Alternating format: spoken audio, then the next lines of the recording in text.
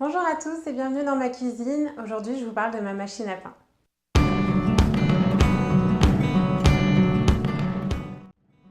Ça fait 7 mois que je l'utilise. Je l'ai acheté d'occasion sur Amazon aux alentours de 150 $.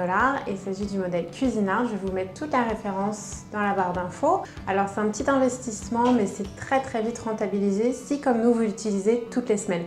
Donc la machine à pain, elle est là et je vais vous montrer les accessoires qui viennent avec. Donc pour commencer, bien évidemment, vous avez le moule que vous placez directement dans la machine et que vous allez remplir avec les ingrédients, et c'est bien important de respecter l'ordre.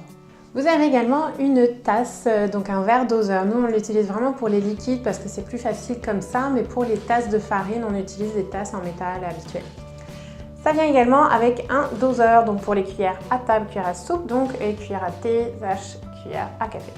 Et enfin, l'outil le plus important des accessoires, c'est la palette de pétrissage. Donc sans ça, pas de pétrissage, pas de pain.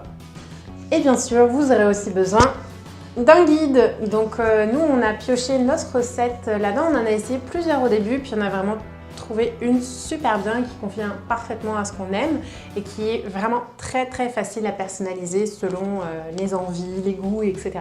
J'utilise deux autres accessoires qui ne sont pas compris dans la machine à pain mais qui sont vraiment faciles à trouver et pas très chers.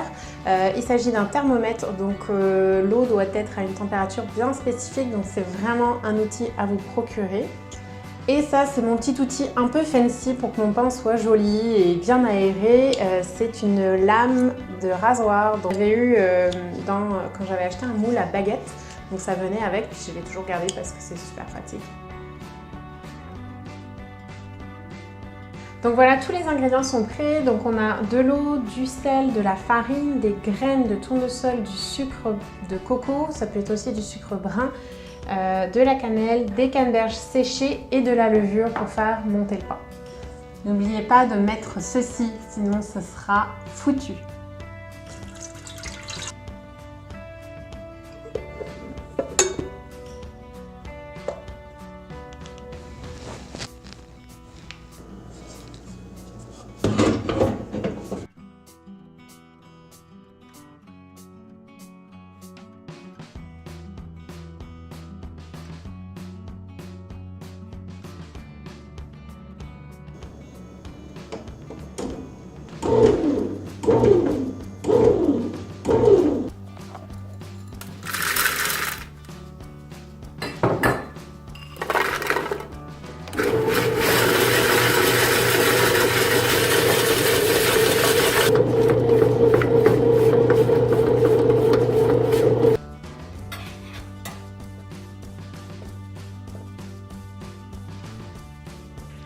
Donc la machine vient de sonner, le pain a terminé de cuire, donc on va le sortir tout de suite.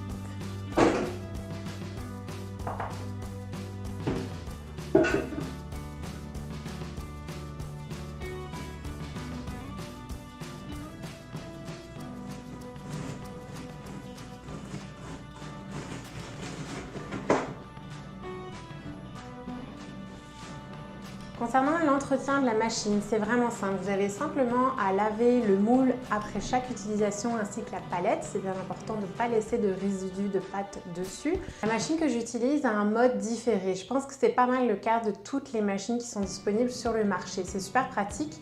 On peut aller jusqu'à 12 heures en différé. Donc nous, le soir, on la prépare peut-être aux alentours de 21 h, quelque chose comme ça. Et puis le lendemain matin, 7h30, le pain vient tout juste finir de cuire.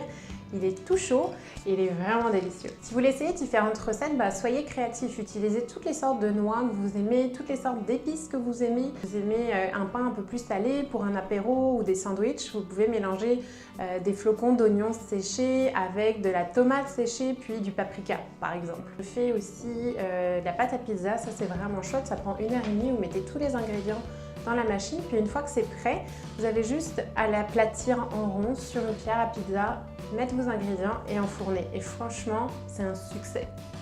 Alors j'espère que cette vidéo vous aura plu, que vous aurez un petit peu mieux compris le système d'une machine à pain.